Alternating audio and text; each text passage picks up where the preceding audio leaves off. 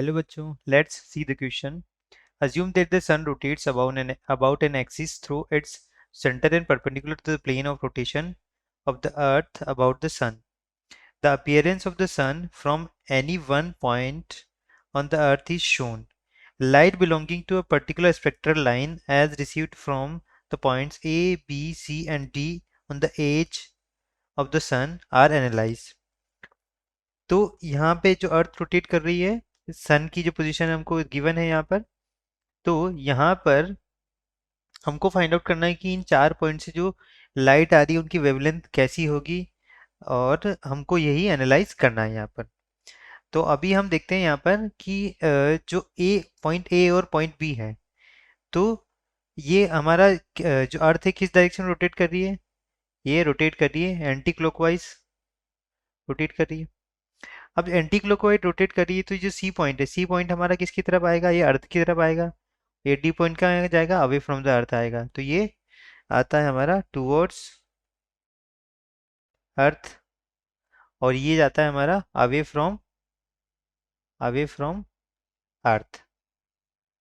देखिए ए और बी क्या रहेंगे, हमारे कांस्टेंट रहेंगे, तो जो भी इन दोनों से जो भी लाइट आ रही होगी उन दोनों की इंटेंसिटी क्या रहेगी, सेम रहेगी।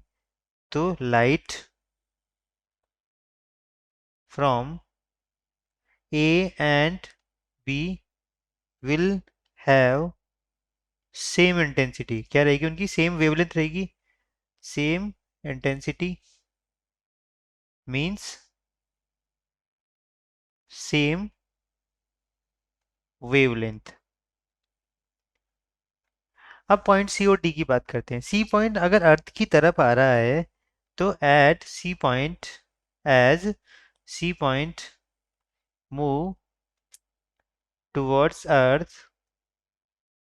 अर्थ की तरफ आ रहा है, तो यहाँ जो लाइट की जो फ्रीक्वेंसी होगी वो क्या हो जाएगी, इंक्रीज होगी। अब फ्रीक्वेंसी अगर इंक्रीज हो रही है तो वेवलेंथ क्या हो जाएगी, यहाँ पे डिक्रीज हो जाएगी। सिमिलरली अगर हम डी पॉइंट को देखें, तो डी जा रहा है हमारा away from the earth, as D point